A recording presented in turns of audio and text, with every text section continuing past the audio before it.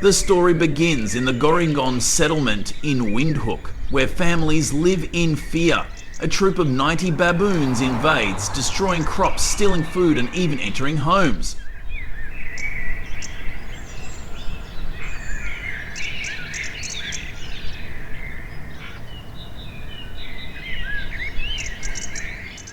These are no ordinary pests. They are bold and work in packs, and are smart enough to overcome basic defences.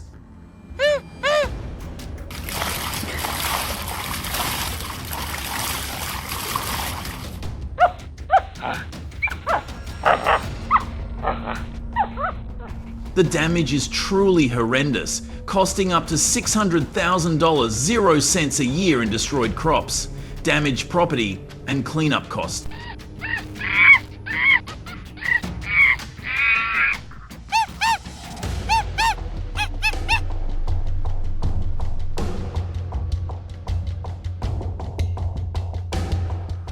Worse still, the emotional cost is severe as families are trapped in their homes for days, afraid to face the chaos outside. Baboons have turned rural life into a nightmare, and the scale could not be higher.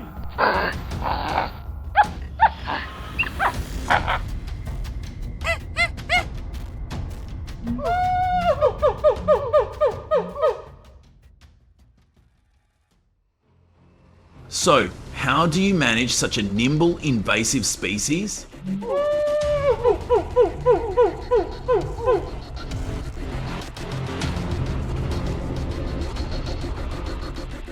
At first, attempts to contain them failed.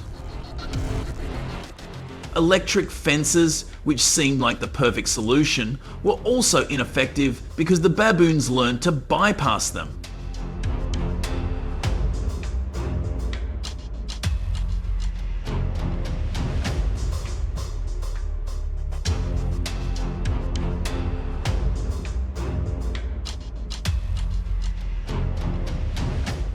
But African hunters didn't give up, and they adopted innovative new approaches to baboon hunting, combining traditional knowledge with new tools to find a better way.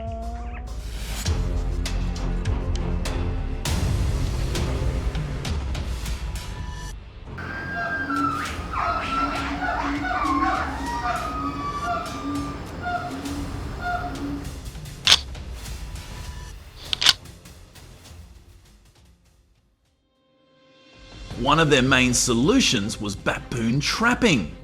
These cages are baited with fruit or fermented corn, which baboons are attracted to.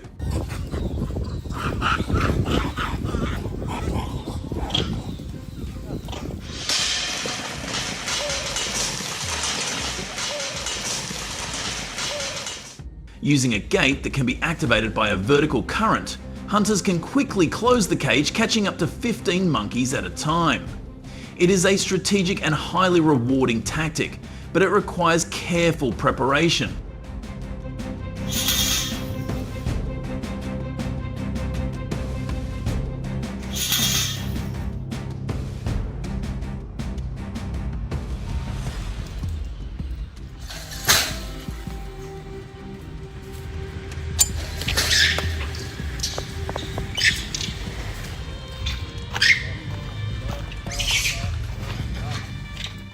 Hunters follow three main principles: set baboon trapping so as not to disturb them, choose bait with the right scent to attract them, and check baboon trapping regularly to ensure they are effective.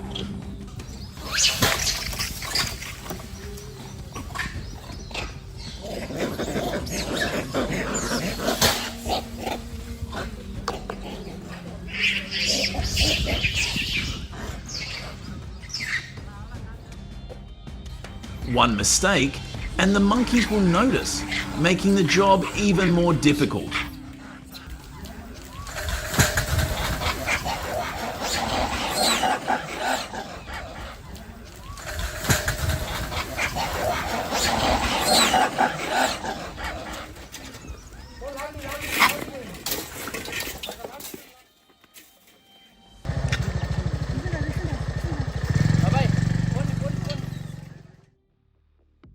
This is not a free hunt.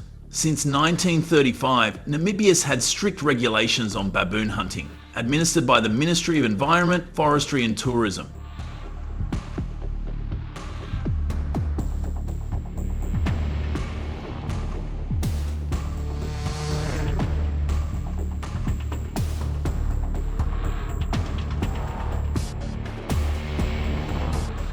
Hunters are required to have a permit, part of a wildlife management program to control populations and maintain ethical practices.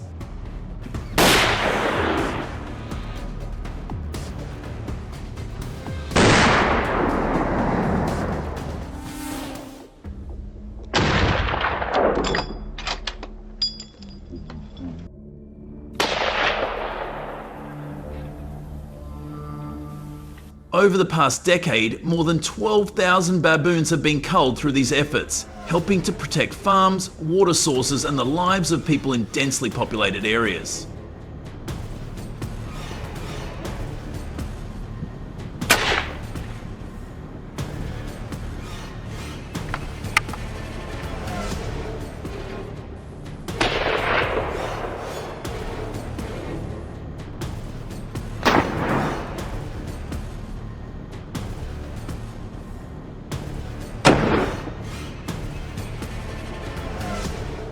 These hunters are more than just sharpshooters. They are protectors who have earned the respect of their communities.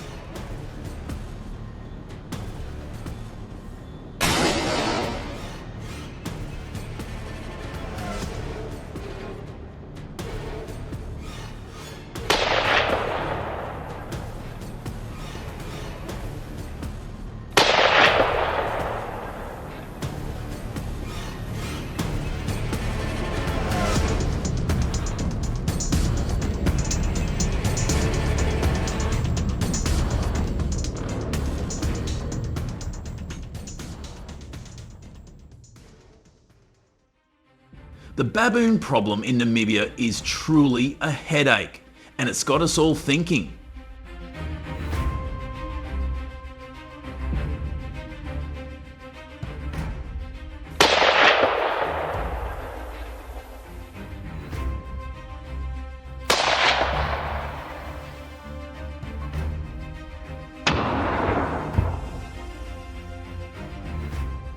These clever animals are raiding farms, causing around $600,000, 0 cents in damage each year, and hunters are engaging in regulated baboon hunting to try and control them.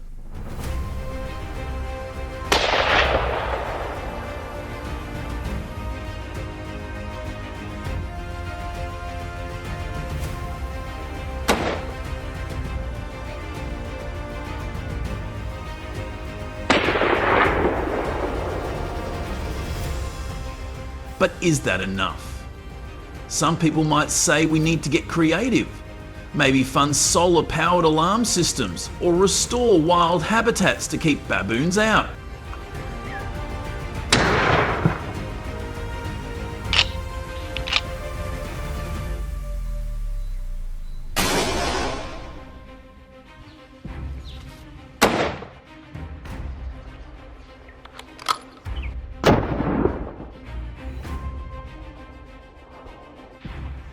Others argue that baboon hunting is the only real solution to protect farmers' livelihoods. It's a tough issue, much like dealing with wild pigs in California. So, what's your bold idea to solve this? Jump into the comments and let's kick off this conversation.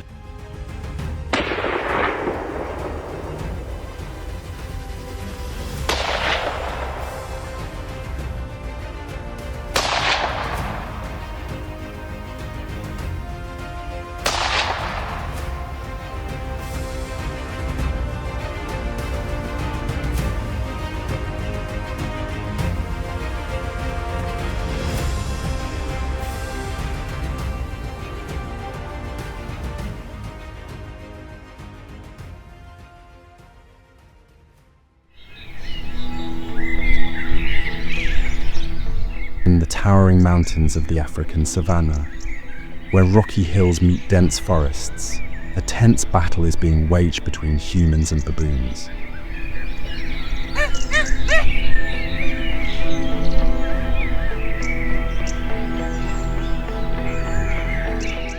Here, hunters gather and carefully plan their moves to outsmart these dangerous baboons.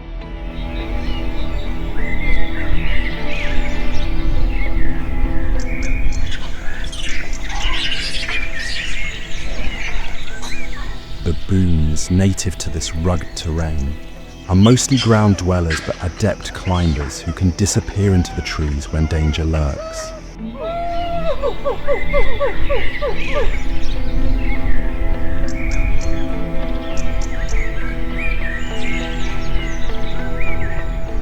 Their loud growls and shrill screams echo through the valleys, challenging their pursuers.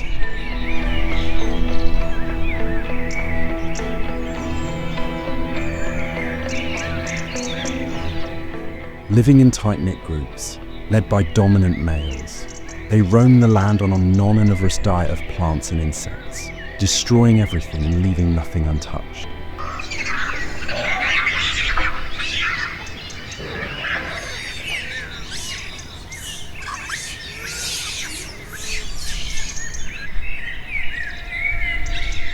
Since then, the use of fruit baits, perfected over years of research by South African game organisations, has proven to be a game changer for controlling baboon populations.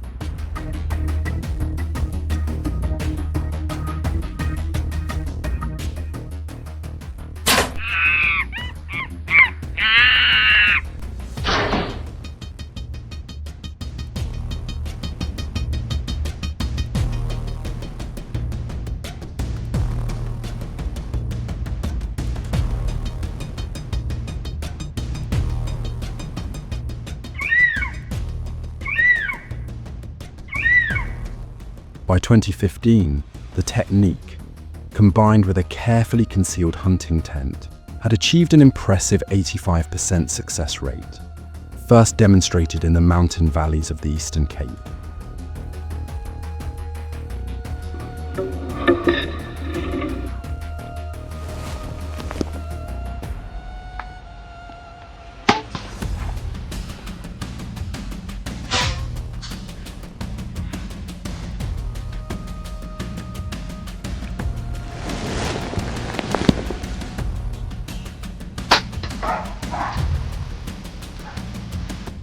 The setup is simple but purposeful.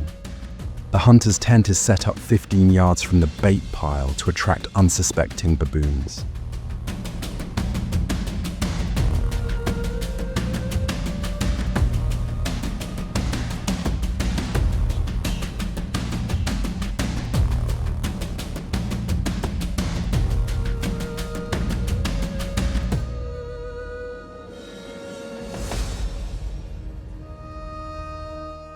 As expected, the baboons are drawn to the sweet scent of the fruit and approach with cautious curiosity.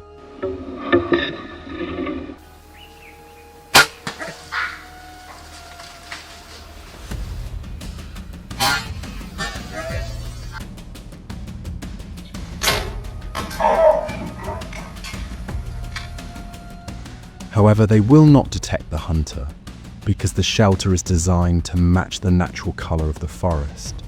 This is considered a careful calculation by the hunter to prevent pests.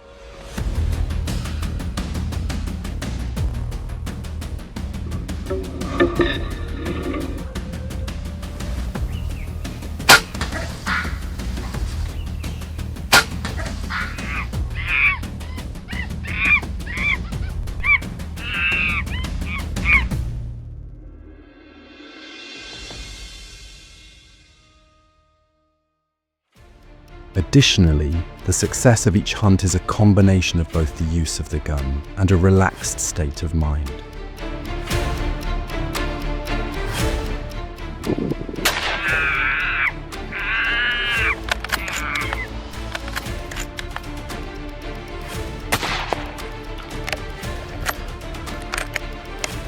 His movements are carefully considered as he checks every part of the weapon from the secure loading to the fine adjustments of the scope.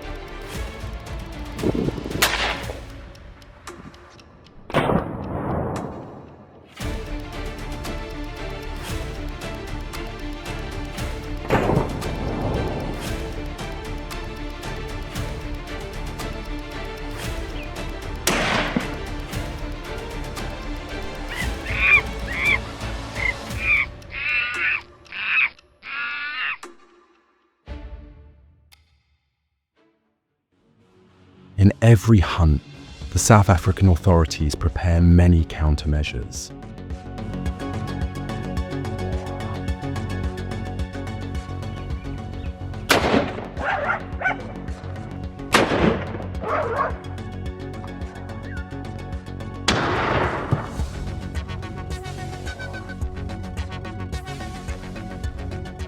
Using the bow, this hunter emphasized that Matthew's Title 38 is his favorite bow with a neutral reflex design, 7-inch stand height, and short limbs that provide exceptional stability and speed.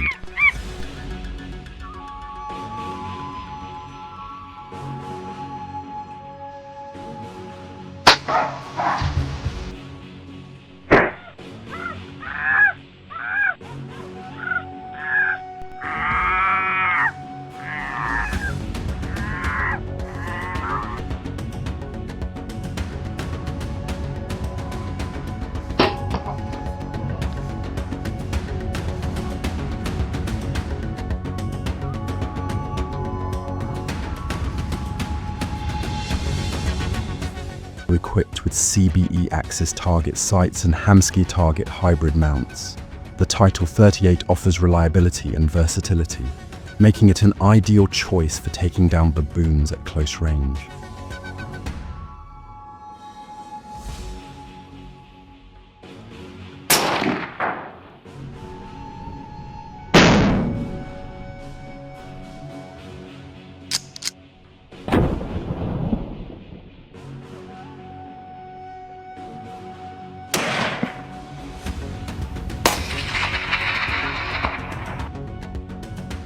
Furthermore, the hunter training period in South Africa is within 6 to 12 months to ensure the safety of the hunter.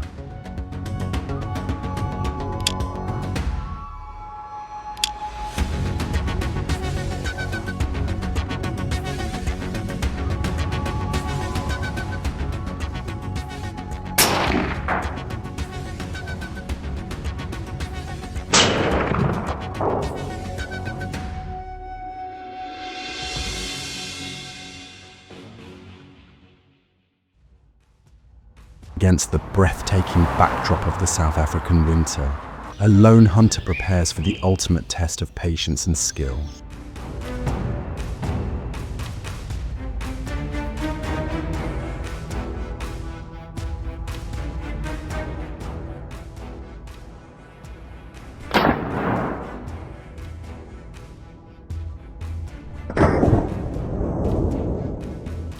Overlooking a vast valley set between rugged mountains, the hunter has only one target in mind: a baboon.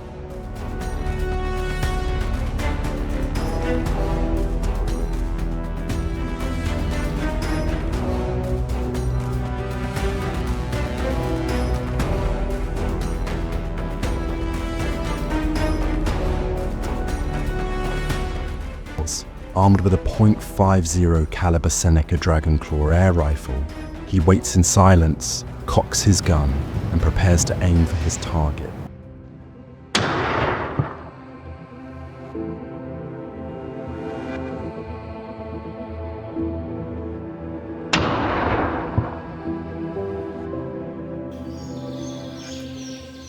The first baboon of the hunt appears, but it is a very cunning animal, its eyes scanning the terrain as it cautiously descends.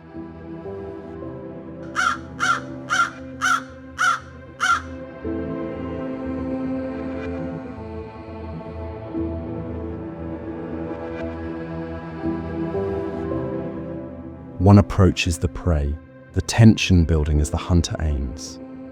The air rifle goes off, a single shot echoing across the valley.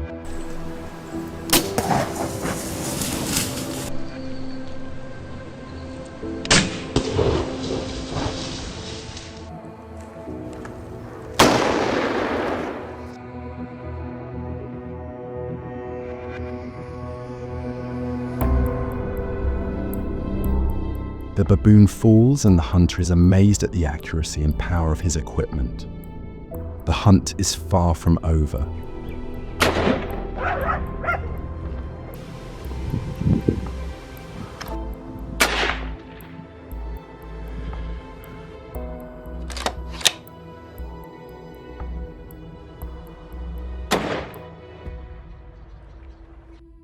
With surveillance cameras confirming heavy activity at the bait piles, the hunters plan to return, eager for another opportunity to match wits with these formidable foes.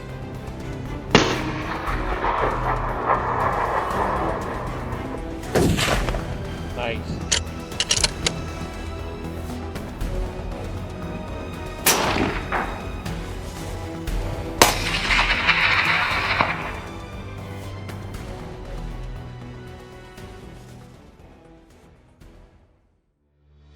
In another corner of South Africa, the situation took a dramatic turn. Here, a large population of baboons attacked in large numbers, flooding the area with audacity.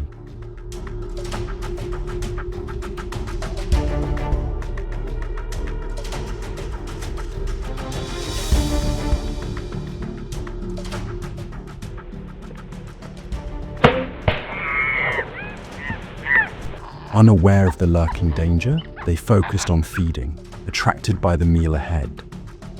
They had probably been hungry for days, driven by desperation, until this moment.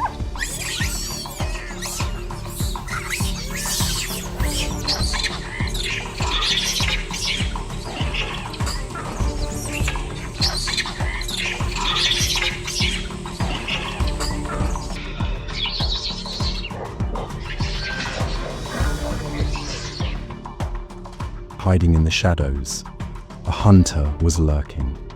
This was no amateur. The excitement was building, a tension so thick you could feel it in the air.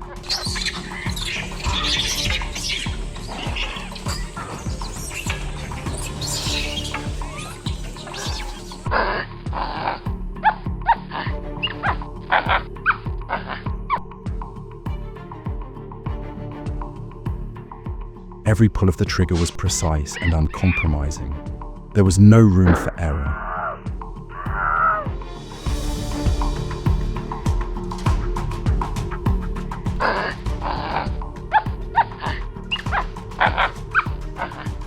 The hunter had hit the target every time he loaded his gun, and this was a huge success on this hunt.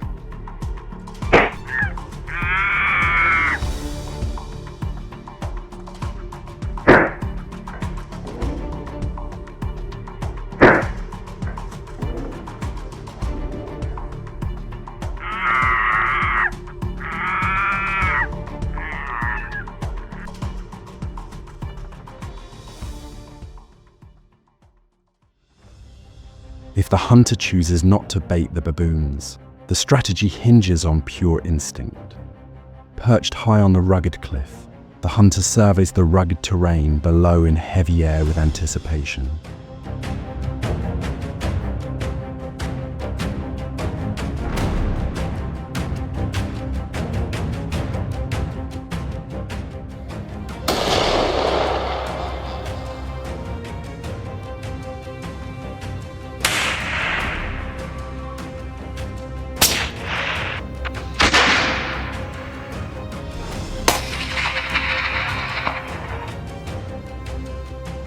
At ranges of 80 to 150 yards, accuracy becomes the ultimate test. The hunter keeps the rifle's sight steady, the slightest twitch of the trigger finger making the difference.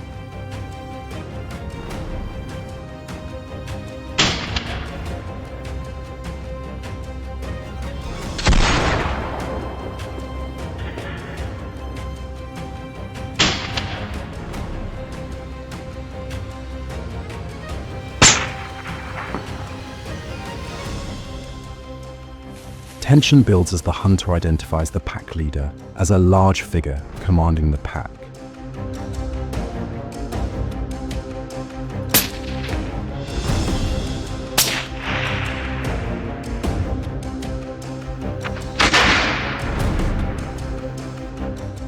The hunter must decide whether to target the baboons crawling over the cliff or to stop their movement across the valley.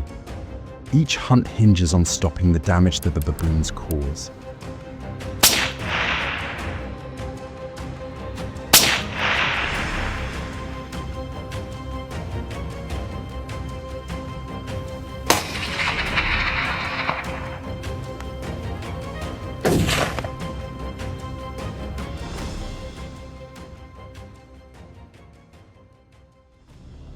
For many years, baboon hunting in South Africa was dominated by firearms, with reports of large numbers of baboons being knocked down each year across areas such as Limpopo and Mpumalanga.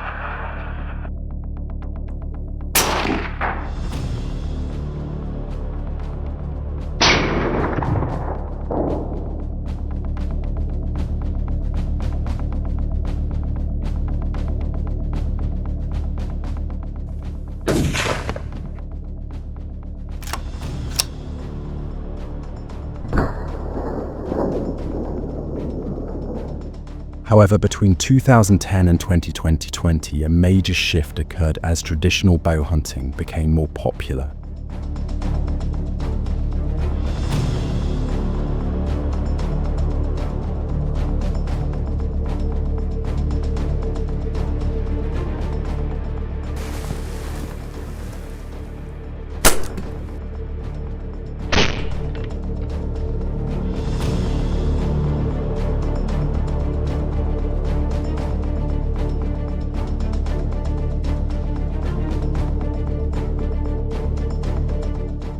Seasonal reports show that by 2018, over 60% of baboons hunted, a total of nearly 1,200 were hunted, with bows reflecting an evolution in hunting methods.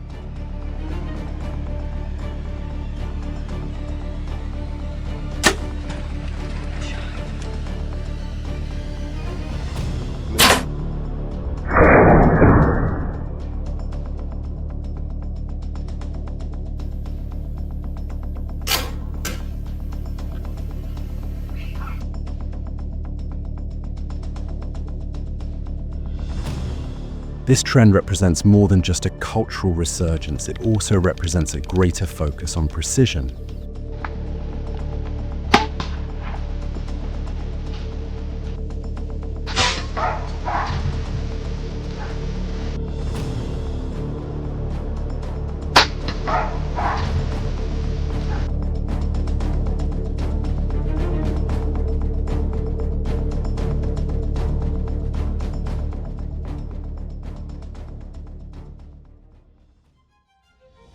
South Africans rely not only on guns and bows and arrows to control baboons, but also on a variety of wire cage traps.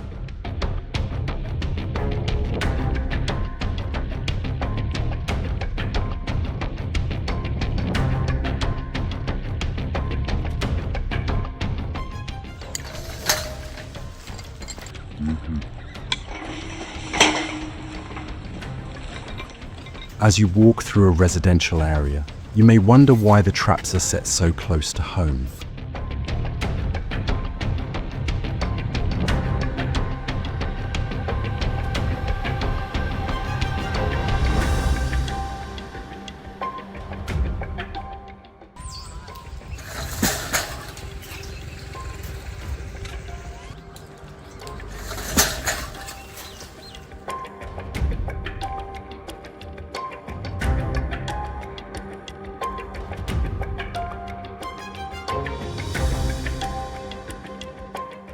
Is it safe?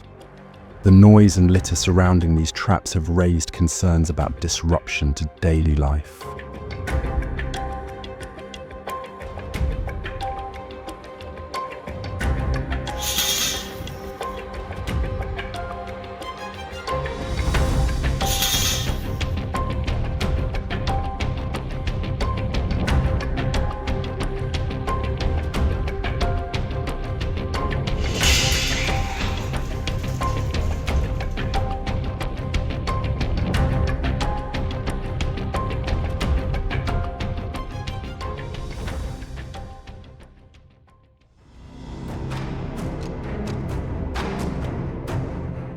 Each baboon is carefully counted by hunters before being reported to authorities to ensure accuracy in their efforts.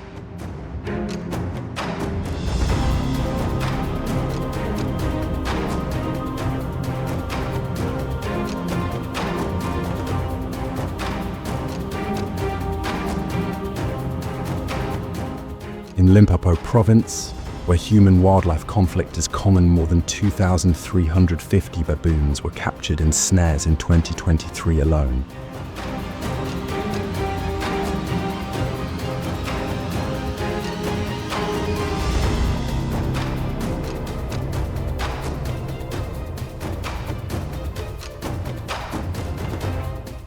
Reports also recorded 178 baboon attacks in towns, such as Polokwane and Bela in 6 months, causing concern among residents.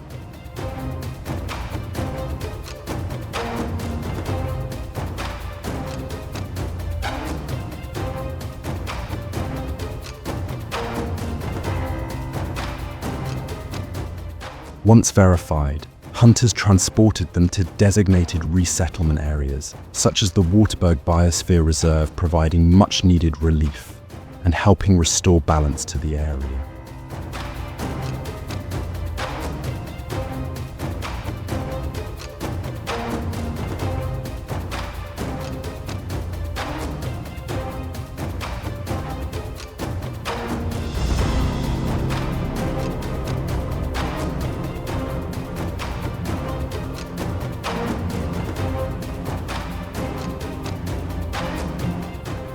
Hunting authorities have adopted sterilization as a humane alternative to control baboon populations, while still maintaining hunting regulations.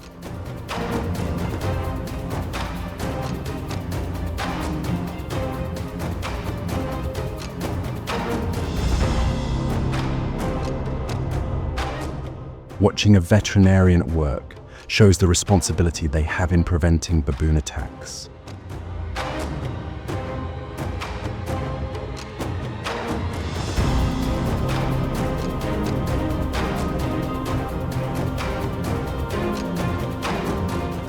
They are carefully anesthetized, and then a skilled team performs the delicate procedure with precision and safety.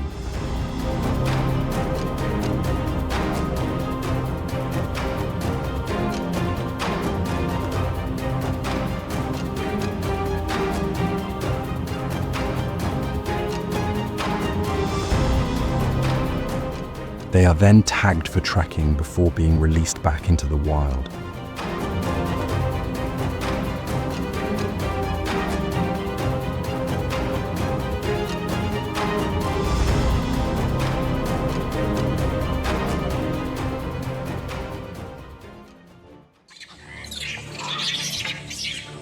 On the quiet streets of South African townships, baboons have become a symbol of trouble and tension.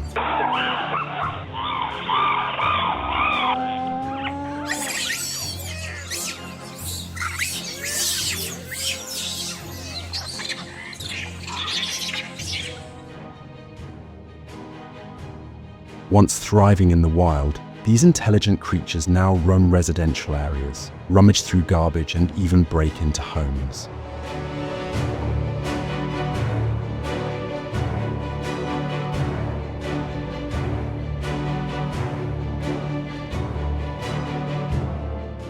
Hunger and the lure of easy food make them bolder, climbing walls, sneaking through open windows, and vandalizing kitchens.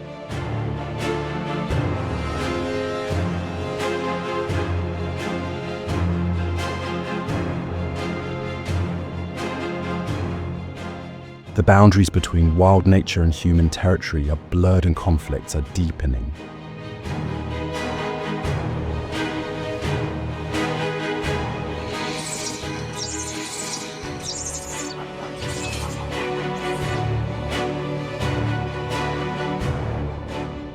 These animals, once symbols of natural beauty, are now seen as a threat, forcing locals to resort to harsh measures such as hunting and culling.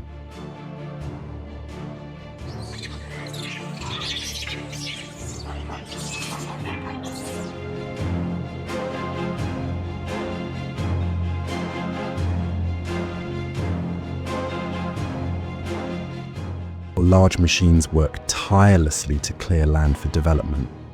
But then the baboons lose their food source and natural habitat.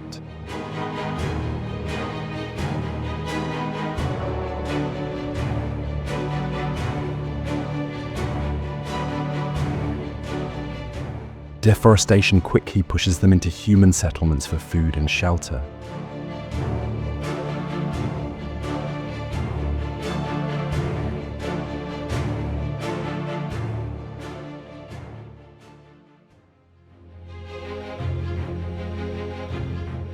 As a result, tense confrontations between baboons and human residents increase. Along the banks of the Luangwa River, baboons perform a complex dance of survival.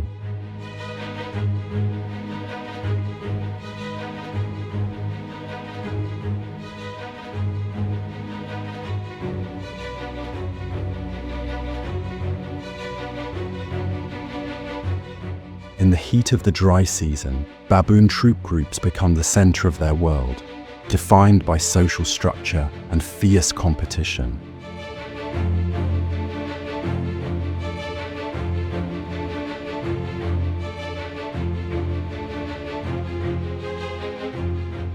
Strict hierarchies with dominant males maintain order and are constantly challenged by ambitious rivals.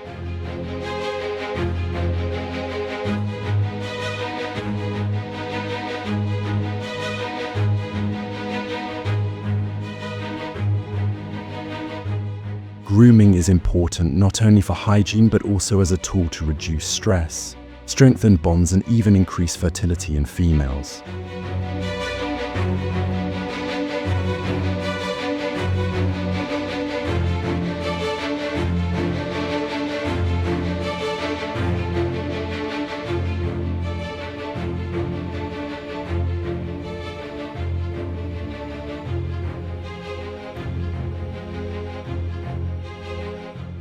Young animals are the future of the troop, and mothers and the entire troop are protected.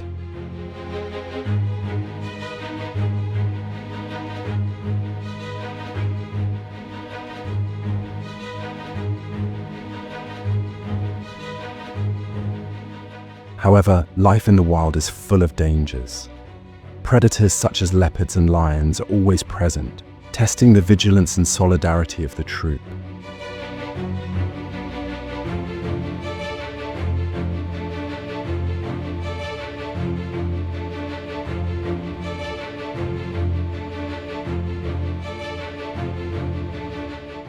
Environmental pressures, such as habitat loss due to deforestation, push baboons closer to human settlements, escalating conflicts.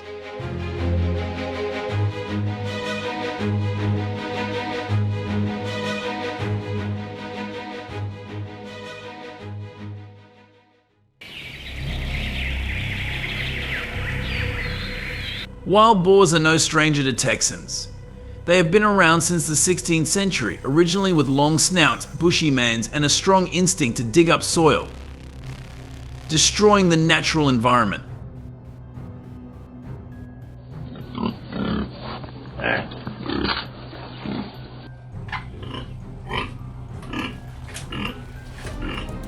They have now spread throughout 254 counties with a population of more than 2.6 million.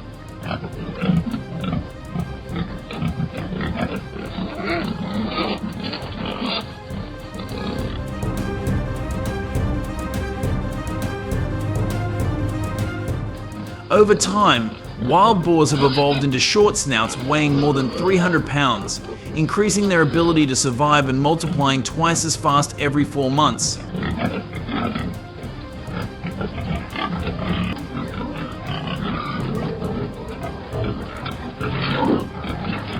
Worryingly, they attack major cities such as San Antonio, causing more than $500 million in damage each year, especially damaging vegetation and urban infrastructure, becoming a serious problem in Texas.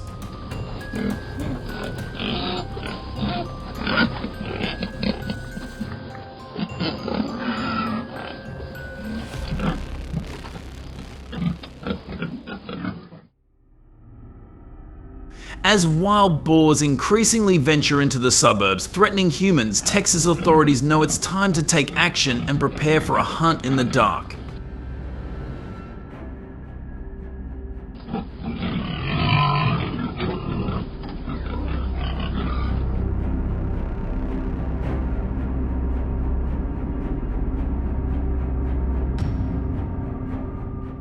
But why do hunters choose night as the time of action? Simply put, that is when wild boars are most active, looking for food and becoming easier targets with modern equipment.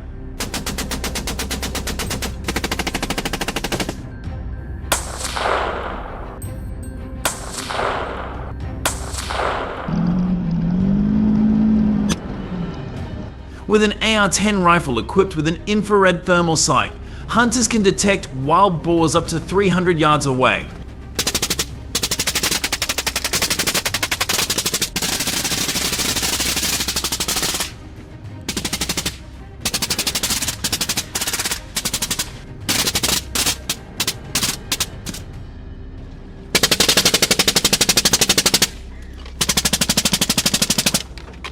The green or red light from the lights mounted on Polaris off-road vehicles helps hunters illuminate and does not scare wild boars like normal white light.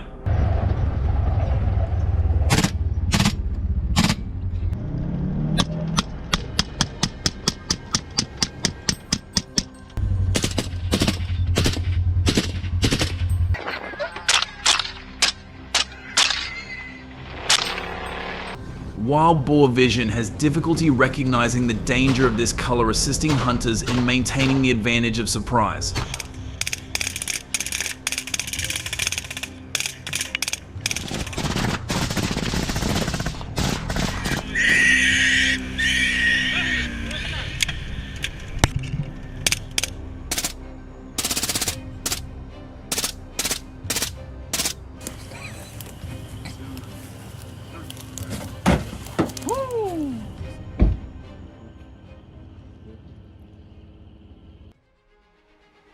During hunting season, hundreds of hunters flock to the Llano or Rio Grande, where the wild boar population has exploded.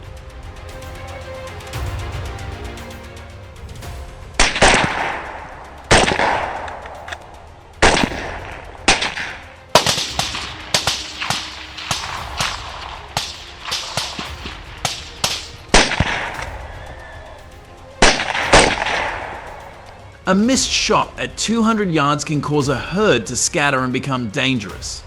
Gunshots ring out in the night, but tensions never subside.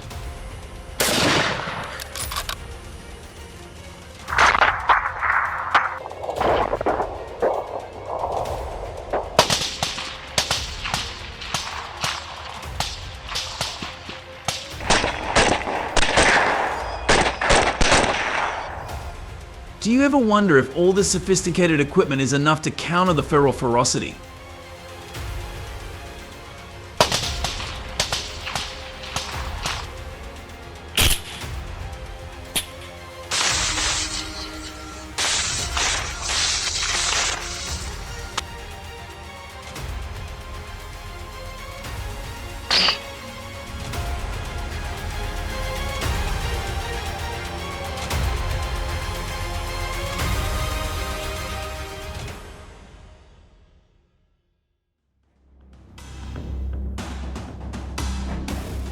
In Texas, wild boars can be hunted year-round at any time of day because they are considered an invasive species and are not protected by hunting laws.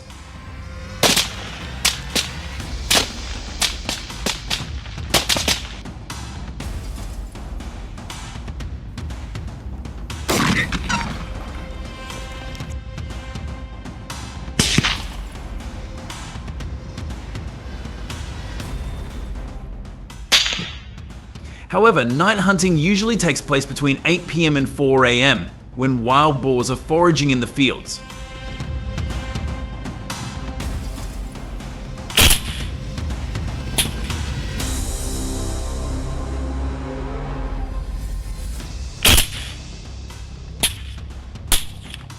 The law requires hunters to have permission from the landowner if they are hunting on private property.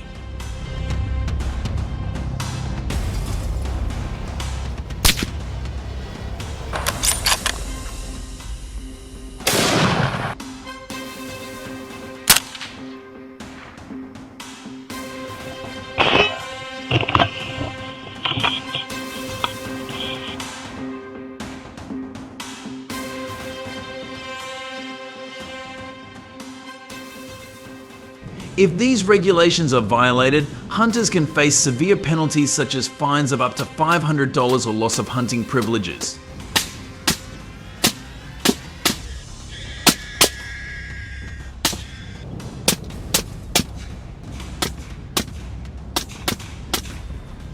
But more importantly, the responsibility to protect the environment. Every mistake, such as leaving a hog carcass that is not properly disposed of, can pollute the soil and water, seriously affecting the ecosystem. Therefore, after each wild boar hunting trip, hunters must clean up the carcasses of the wild boars.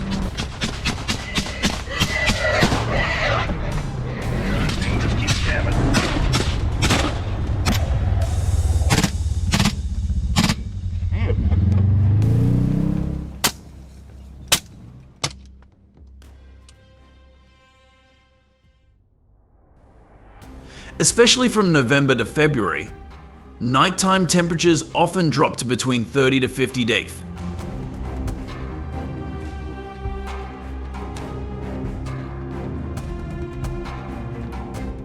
Hunting organizations always recommend that hunters wear warm, insulating, and waterproof clothing to protect their bodies from the cold.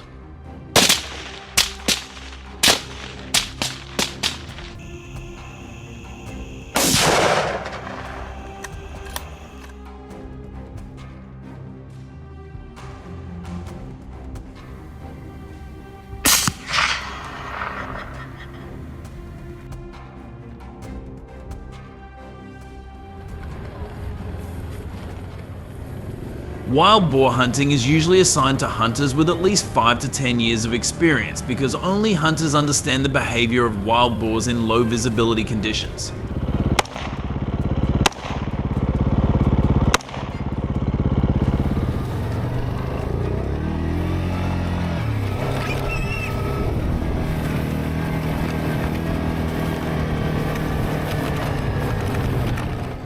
In addition, experience helps hunters quickly assess environmental factors from one direction to the sound of wild boars, thereby minimizing risks and increasing the likelihood of success.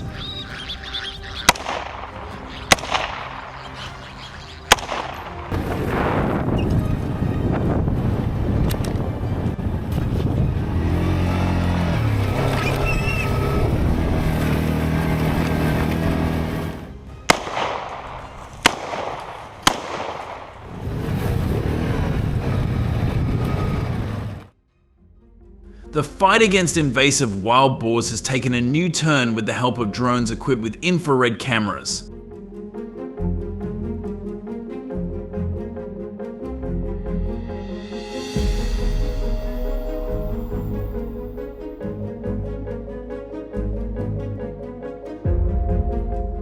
These devices give hunters a clear view from above to quickly spot herds of wild boars hiding in vast fields.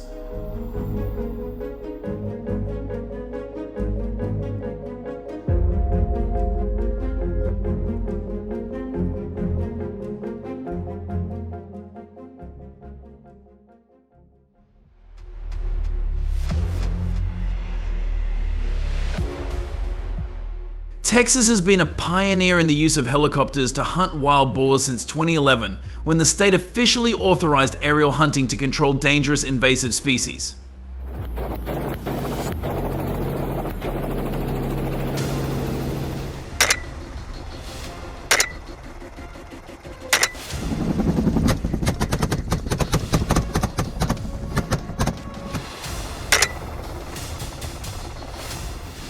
Hunting from a helicopter has the obvious advantage of the loud noise generated by the rotor blades, which can scare the wild boars away from their hiding places.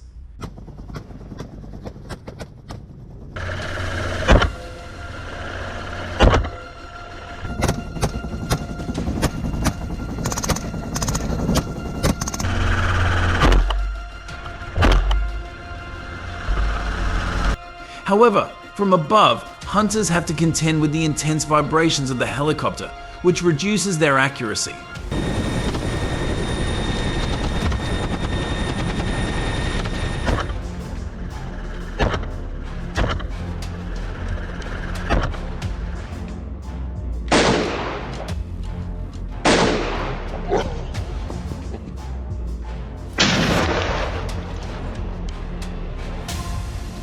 At the same time, the high speed and narrow angle of view make targeting a challenge that requires shooting skills and the ability to adapt quickly.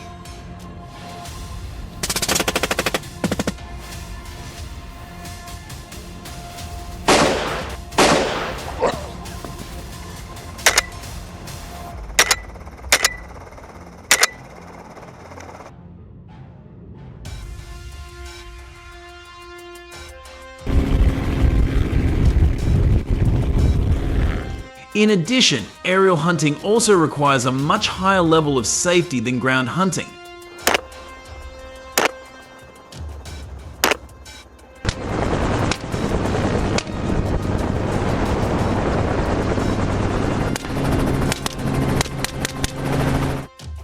Even a small mistake, such as losing control of the gun or miscalculating the distance, can lead to serious consequences.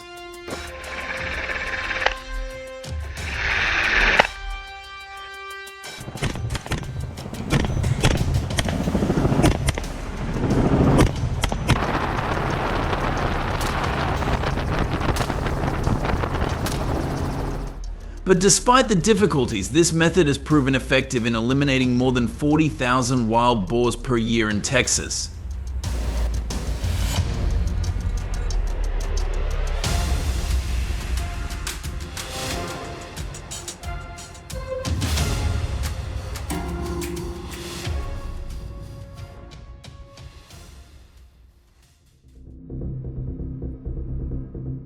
When the hurricane season swept through Mississippi farms, the fury of nature left everything in ruins. Trees were down, roads were cut off, and steel fences that had once been a last line of defense were reduced to pieces of broken metal.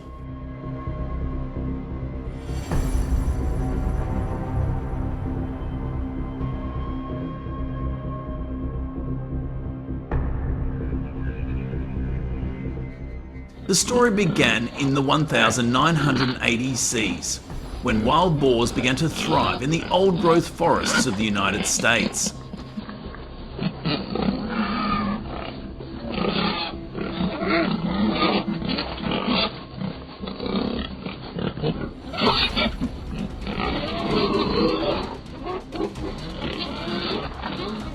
And now they cause more than $2.5 billion in damage to the agricultural industry each year, a staggering figure.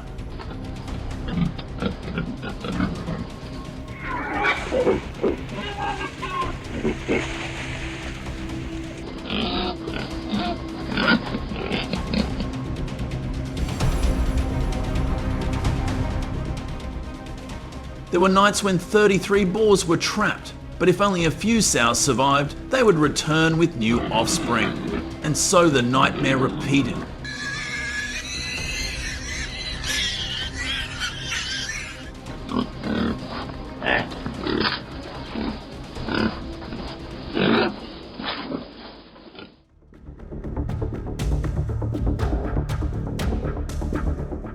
Once the boars began to multiply again, hunters quickly deployed a new tactic of spreading fermented corn bait, combined with installing motion sensor cameras to monitor activity day and night.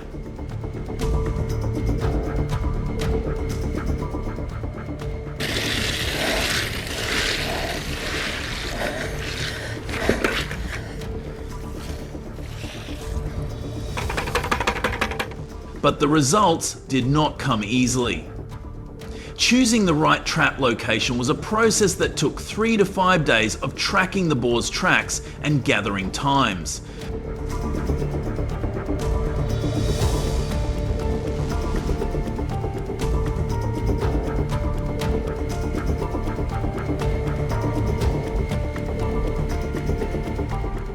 Once the ideal location was determined on the edge of the forest near a water source, or where the boars had dug the trap, was precisely set.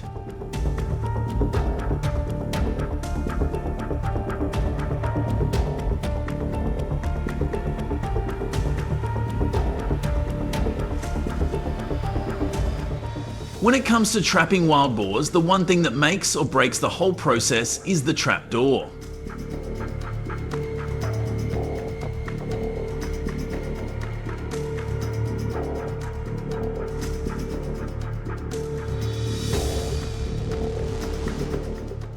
Most experienced Mississippi wild boar trappers will tell you that one door is enough. Multiple doors? That's a hassle and will cause the boars to get confused and run amok.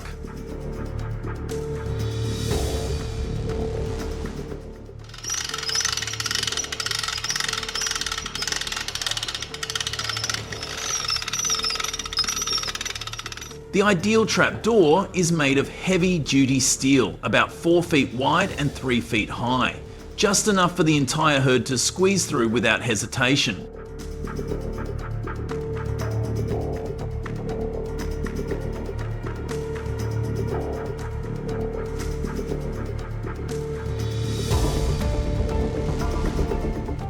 If you had to build a wild boar trap, would you go with a single steel gate or try something else? Let us know in the comments.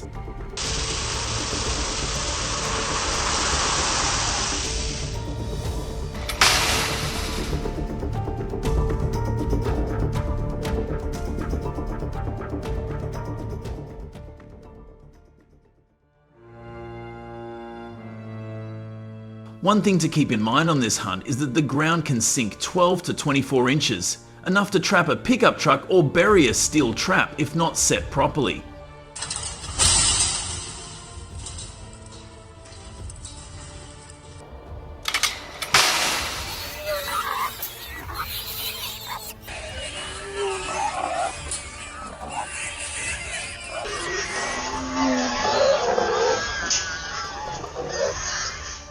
This type of terrain is not for solo missions. That's why most boar trappers work in teams of 2 to 4 with backup for hauling trap checking equipment and handling unexpected situations.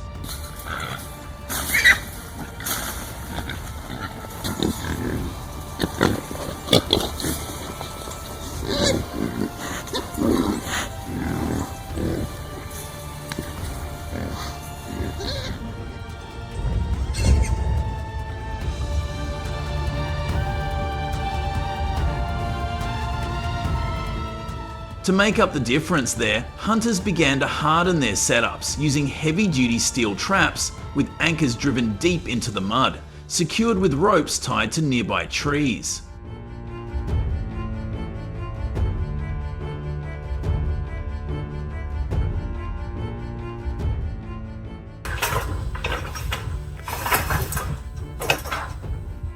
That way, even on soft ground, the traps would stay locked in place when the gate fell.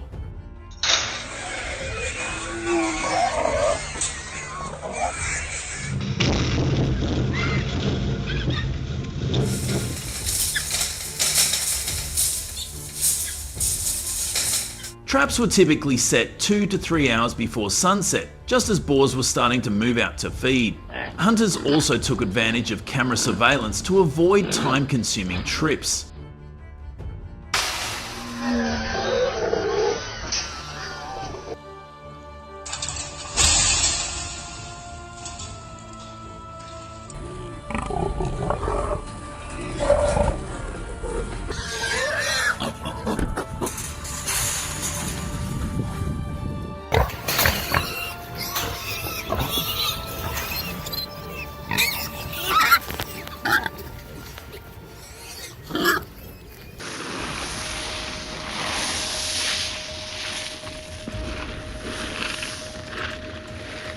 After the boar trapping season, hunters have collected hundreds of boars.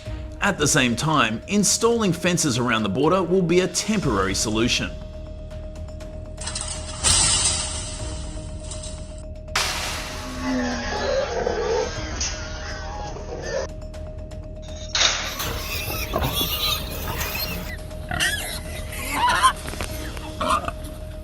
After watching the video, if you get any lessons, please click the like button, and Mousefarm has a little advice for you.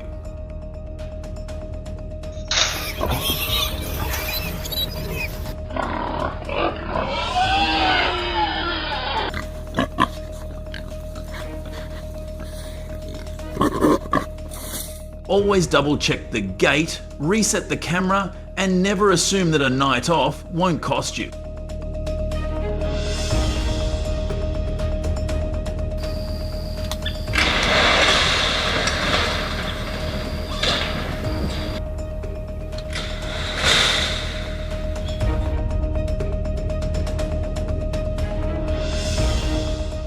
A reminder to all the hunters out there, secure your fences, check the terrain after rain, and never underestimate what a sow can do if she gets past you.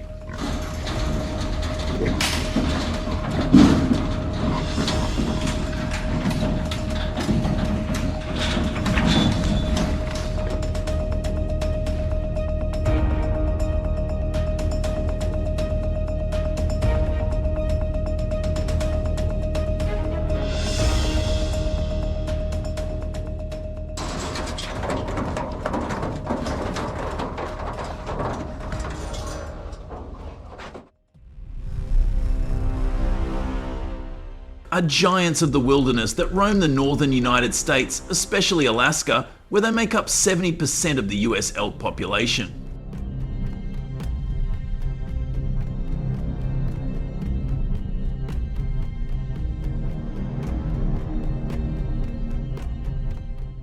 With an estimated population of 500,000, weighing up to 1,500 pounds, their massive size and feeding habits cause havoc, trampling crops and causing dangerous traffic collisions.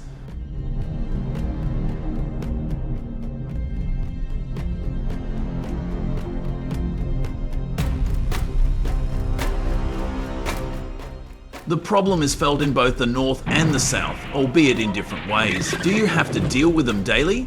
Comment below. Oh my god, oh my god. Oh my god. Holy sh**.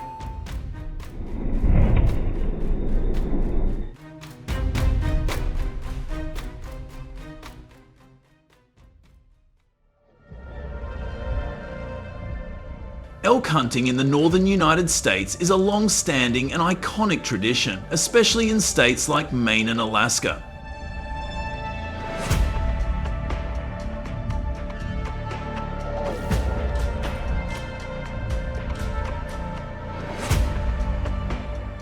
Each year, Maine issues more than 2,000 elk hunting licenses with a success rate of up to 80%. Oh. Oh.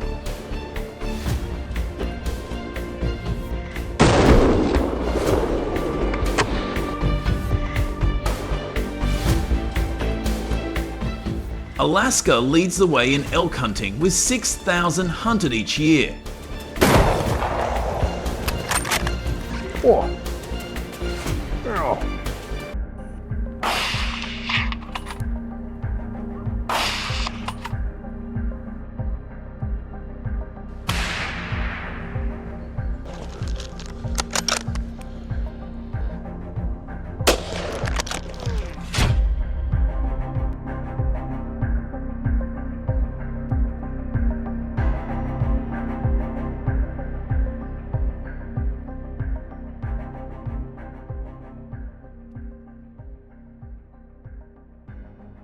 These approaches have been great at stopping the spread of some invasive species. Got any ideas for even better solutions? Drop your thoughts in the comments so we can all dive into it together. Thanks for sticking around and watching the whole video. If you liked it, don't forget to like, share, and subscribe to the channel. And hey, be sure to tell your friends about us too so they can check it out. Bye and see you in the next video.